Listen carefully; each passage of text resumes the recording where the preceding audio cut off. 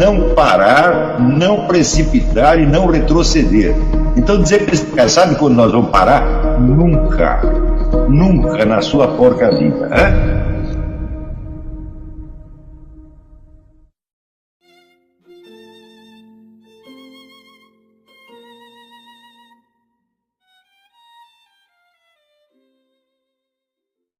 Que tem. Ainda tem gente que, né, vê o estado catastrófico da educação nacional e fala, não, nós precisamos investir mais em educação. Falei, peraí, veja o salto cognitivo monstruoso que houve aí. Eu estou dizendo que as pessoas ficam na escola, não aprendem a ler, elas ficam 4, 5, 6, 8, 10 anos na escola, chegam até a universidade e não aprenderam a ler. Quanto você acha que custou a educação dessa pessoa toda? Você acha que o investimento foi pequeno? Não, o investimento foi monstruoso em comparação com o resultado. Quer dizer, a relação de custo-benefício está aí, funcionou ao contrário. Então, como partir disso para você chegar à conclusão de que precisa mais investimento? Ou seja, o investimento em educação é um outro problema, completamente diferente. Tá certo? O investimento depende de quantas pessoas você quer educar, durante quanto tempo, qual é o número de professores disponíveis, etc. Ou seja, é um problema que em si não tem nada a ver com a eficiência da educação. Que se você pegar, por exemplo, sei lá, um professor mal pago e que esteja disposto a ensinar os seus alunos até o fim, ele vai obter um resultado muito bom. Não é isso? Eu vejo no caso da minha mãe. Minha mãe tinha só a escola primária. Ela escrevia com correção gramatical, desenhava maravilhosamente bem e talvez se lembrava com muita gratidão da sua professora da escola primária, que tinha lhe ensinado tudo isso aí. E ela tinha aprendido. Quanto você acha que essa professora ganhava? Você acha que numa escola do interior, numa escola no meio do pasto, tá certo? Essa escola tinha recursos financeiros? É claro que não. Então, uma coisa não depende da outra. Né? Existem no mundo inteiro empreendimentos de alfabetização que são realizados por pessoas voluntárias, não estão ganhando nada. Né? Isso tem no mundo inteiro. Você vai lá, chegar no meio do deserto, tem um carinha lá ensinando as pessoas a ler, às vezes não tem nem caderno, estão lá com uma lousinha na mão. E eles aprendem. Portanto, a relação entre educação e investimento em educação, ela é muito mais complexa do que parece. Não é uma coisa assim, uma ligação tão lógica quanto as pessoas veem. Elas veem isso porque elas estão pensando de uma maneira elíptica. Uma coisa salta para outra. Acostumou-se, quando se fala educação, fala-se em investimento em educação. E as coisas parecem vir juntas, mas elas não são a mesma. E a ligação entre elas não é nada óbvia. Então, se dizer para que o país investe pouco em educação, não, em função do resultado obtido, ele está investindo demais. Os professores são mal pagos, em função do trabalho que eles fazem, eles estão sendo excessivamente bem pagos. Para fazer essa porcaria, não é para receber nada. Não é isso? Então, mas esta síntese confusa entre a educação e o investimento, isso está na cabeça de todo mundo. Agora, você bota um sujeito desse no Ministério da Educação, o que ele pode fazer? Aumentar mais a confusão, né? Então, por exemplo, nós temos que perguntar qual é a motivação que esses professores têm para educar os seus alunos. Eles estão a fim de educar mesmo os alunos? Algum deles pensou nisso? Ou ele está pensando mais, vamos dizer, no seu salário, como eu sou miserável, como eu sou infeliz de pegar essa porcaria de emprego e assim por diante? Me parece que a maior parte dos professores tem uma motivação negativa. Ainda hoje em dia arriscado a apanhar dos seus alunos. Então, isso quer dizer que você não tem uma atmosfera sociocultural que favoreça a educação. Sem essa atmosfera, não adianta você investir em educação. Houve no Rio de Janeiro aquele tempo dos Brizolões, em que o Brizola e o Darcy Ribeiro achavam que escola é uma questão de edifícios. Claro que eles tinham algum estímulo para pensar nisso da parte das empreiteiras, que queriam pegar contratos com o governo e que concordavam, não, de fato, nós precisamos de melhores instalações, precisa ter um edifício assim assado, com um monte de computador, mais isso, mais aquilo, mais aquilo. Investimento estatal monstruoso. Tá certo? As pessoas que ganharam dinheiro com isso já gastaram dinheiro, estão felizes, cuidando da sua vida e tal, e a educação continua a mesma porcaria de antes. Agora, eu pergunto assim, como é possível? Quer dizer, o Darcy Ribeiro não era nenhum analfabeto. Como é possível um sujeito que é antropólogo formado, né, ele confundiu o processo educacional com as instalações das escolas? Quando você vai ver em todo o Oriente, na África, as pessoas dando aula na rua, né? E esses aluninhos que foram treinados na rua tinham classificações melhores nos testes internacionais do que os alunos brasileiros. Né? Então, é claro que está havendo um raciocínio de estereótipo aplicado sobre a realidade, se sobrepondo à realidade e impedindo as pessoas de enxergar o que está acontecendo. Então, isso aí é endêmico no Brasil, isso não depende de qual é o partido político, não depende de qual é a ideologia. Aliás, essa é outra coisa que a pessoa confunde enormemente no Brasil. E o sujeito, para ter uma ideologia, é preciso que ele seja capaz de acompanhar um discurso coerentemente até o fim. Né? O sujeito que adere a um slogan ou outro aqui, ele não tem ideologia nenhuma, meu Deus do céu. A ideologia é um sistema de ideias. A ideologia tem que ser logicamente coerente interna. Ela pode ser, ela não bate com a realidade, mas internamente ela tem que ter uma coerência. Então, se você perguntar quantas das pessoas que se dizem de esquerda têm uma ideologia de esquerda, fala praticamente nenhuma. Eles têm 2 ou 3 slogans de esquerda que batem com as sínteses confusas que estão se agitando na sua própria alma e que puxam delas um sentimento de concordância e de solidariedade grupal. Isso é o máximo que tem. Se você perguntar, os deputados e senadores que se dizem de esquerda ou de direita, eles têm uma ideologia? Fala, não tem ideologia nenhuma, meu Deus do céu. O sujeito no Brasil, para chegar a ter uma ideologia, ele já é quase um gênio. Né? E também, veja, quando a gente fala da debacle educacional nacional, é claro que a tendência de muitos é culpar a esquerda. Eu digo, mas isso não começou com a esquerda, isso começou no tempo dos militares, meu Deus do céu.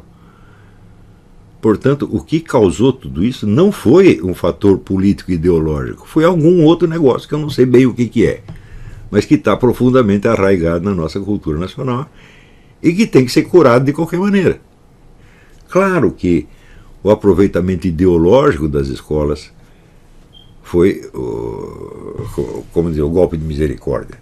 Quer dizer que as escolas já estão num nível baixíssimo, produzindo só analfabetos, e o sujeito vai colorir esse analfabetismo com 2 ou 3 slogans, tipo direitos humanos, ou igualdade, ou diversidade, ou contra a discriminação, etc, etc, e dando a esse discurso um ar já de cultura superior, de modo que o indivíduo aprende esse discurso, ele, opa, agora eu estou entre os bons, agora eu deixei de ser aquele coitadinho, átomo solto na sociedade, agora eu já me integrei, eu sou um transformador da sociedade. Não? Então é claro que aí chegou, então, né, o senhor já está moribundo, você vai lá dar um tiro na cabeça dele. Então, esta situação ela já vem se arrastando há muitos anos, e eu não creio que haja nenhuma solução política para ela. Mesmo porque os agentes políticos são formados nesta mesma atmosfera. Não é isso? E uma atmosfera feita, vamos dizer, para as pessoas jamais conseguirem raciocinar sobre a realidade. Eu me lembro, num dos fóruns da Liberdade que eu participei, tem uma professora da Fundação Getúlio Vargas, não lembro o nome dela, uma pessoa muito capaz. Ela tinha feito uma pesquisa de objetivos de vida entre os universitários. É isso. E ela viu que apenas 3% dos universitários queriam fazer uma carreira empresarial. Os outros todos queriam um emprego. E E nessas mesmas universidades aparecia lá um professor que tinha lido no Pierre Bourdieu que a universidade é o aparato de reprodução da ideologia burguesa. E o sujeito repetia isso na frente de alunos que queriam ser empregados. Não é que eles eram empregados, eles queriam ser empregados. Então estava abaixo do empregado. Eram pessoas que não tinham nada na vida e que queriam um empreguinho, ou seja, uma segurança. Então é como se você dissesse, bom, aqui no máximo, essa escola está formando proletários e funcionários de classe média baixa. É isso que está se fazendo. Cadê a ideologia burguesa aí? Não tem nenhuma. O único burguês que tem ali é o professor que está ensinando isso.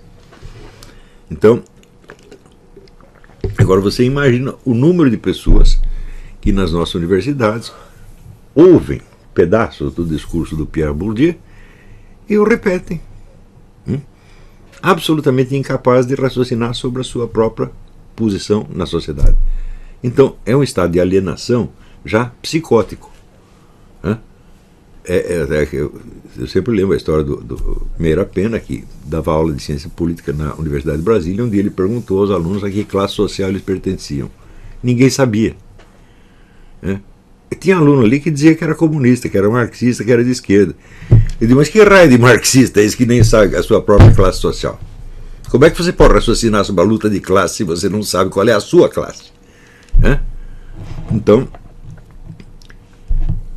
isso quer dizer que a comunicação brasileira, sobretudo na mídia, mas também nos debates universitários, nos debates do parlamento, se tornou uma verborréia sem sentido.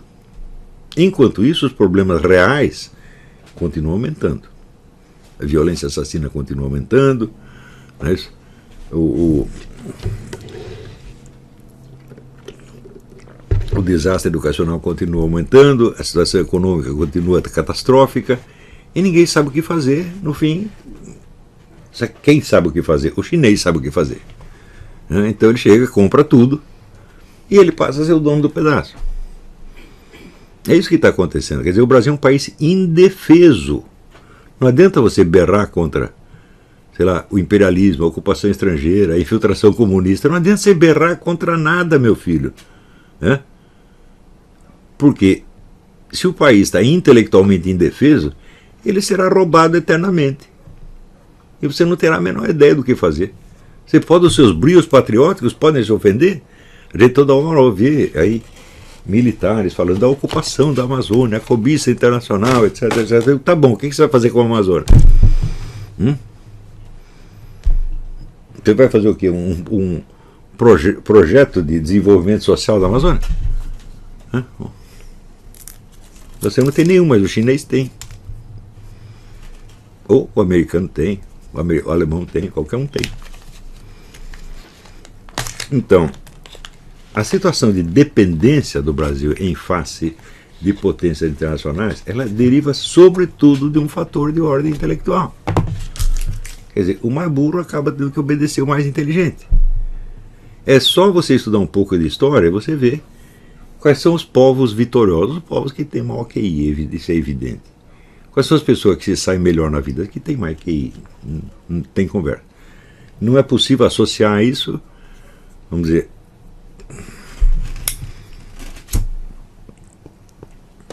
a nenhum fator constante que produza o QI, exceto o QI de onde o sujeito veio. Se você veio de uma família que tinha mais QI, provavelmente você vai ter mais QI, porque não por hereditariedade. Pode ser em parte por hereditariedade, mas o decisivo é que você é criado num ambiente onde as comunicações já incentivam o seu QI desde o início. Não é isso? Eu já contei para vocês a história do brasileiro sem nome, né? Um menino de 8 anos que eu preenchendo lá formulário do recenseamento escolar, mas como é o nome desse aqui? Esse aí não tem nome, não. Falei, como? Chegou aos 8 anos, ninguém nunca chamou ele. Como é que chama? Opsite, né? Ô meu, como é que falam com ele? Simplesmente não falam com ele. Então como é que vai desenvolver o QI assim? Então, é claro que, assim como o QI vai passando de geração em geração, a burrice também vai.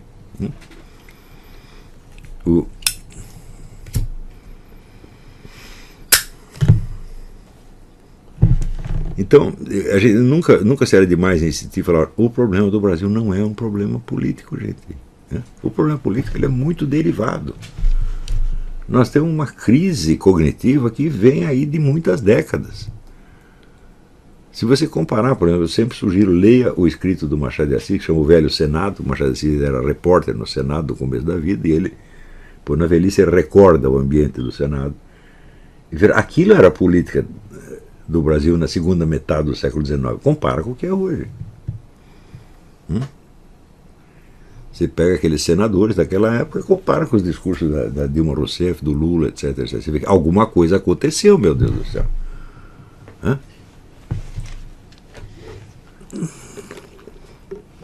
Quem pode remediar isso? Eu digo só nós, porque ninguém mais está preocupado com isso. As pessoas, veja, nós aqui, os alunos desse curso, não são mais vítimas deste processo. Vocês estão recebendo informações de uma ordem completamente diferente, que não poderiam ter recebido em mais parte alguma, mas já estão recebendo. Tá certo? Não no volume que eu desejaria. Eu desejaria que nós tivéssemos um curso presencial com aulas diárias, né? E com, vamos dizer, um bom suporte bibliográfico, etc. Não dá para ter isso, nós só podemos ter esse curso de conferência por enquanto, mas que as informações chegam, elas chegam. Então, vocês já estão, vamos dizer, 1 metro acima, né, do lamaçal, e já podem enxergá-lo de algum modo, tá certo? E se podem enxergá-lo, bom, então só vocês podem agir sobre ele. Então isso quer dizer que a produção escrita dos alunos desse curso é a única esperança de levantar este país. Não tem outra. O resto é tudo besteira. Você pode vir com: vamos aqui fazer o projeto de Ciências Sem Fronteiras, nós mandamos o cara para estudar na Inglaterra. Eu digo: tá bom, ele estuda na Inglaterra, já fica por lá mesmo, se não for idiota, né? Quer dizer, você está financiando a fuga de cérebros. Quer dizer, os poucos caras inteligentes que tem, você manda eles para fora. Eu falei: mas que... É uma coisa maravilhosa. Chega a ser maravilhoso, pô, né? Então, você não precisa mandar ninguém estudar fora, ao contrário, você precisa trazer as coisas para dentro. Pelo menos isso nos anos 50, dos anos 30 a 50, todo mundo sabia. Quando fundaram a universidade, o que eles fizeram? Trouxeram o melhor professor para ficar no Brasil, pô. Né? Agora, se mandasse o estudante para fora, você, bom, isso aí de fato é um suicídio. Mas as pessoas falam disso com muito orgulho. Né? O programa Ciência Sem Fronteira, não, meu filho, é ciência dentro da fronteira, você me desculpe, é? Também você vê que algumas instituições de ensino técnico-científico, elas permanecem imunes a esta debacle, umas poucas, tá certo? Por quê? Porque, vamos dizer, a destruição da cultura leva muito tempo para influenciar a atividade científica. Leva meio século, 70 anos, uma coisa assim. Quando chegar lá, fala: bom, então daí acabou. Tá certo? Mas, principalmente porque o ensino técnico-científico ele se transmite numa linguagem padronizada. Você tem uma linguagem técnica padronizada e as dificuldades de comunicação são relativamente pequenas. Você vai estudar geografia, ele pega o vocabulário da geografia, pronto, é aquilo ali que ele vai ler nos livros, não há dificuldades, tá certo? Isso quer dizer que o indivíduo só vai aprender aquela faixa de realidade que é acessível aos métodos e critérios daquela ciência. Ele não é capaz de articular isso com o resto. Então, quer dizer, saiu do mundo, vamos dizer, convencional daquela ciência, ele não consegue articular uma coisa com a outra. Então, qual é a relevância desses caras no debate cultural geral ou no debate político? É nada. Né?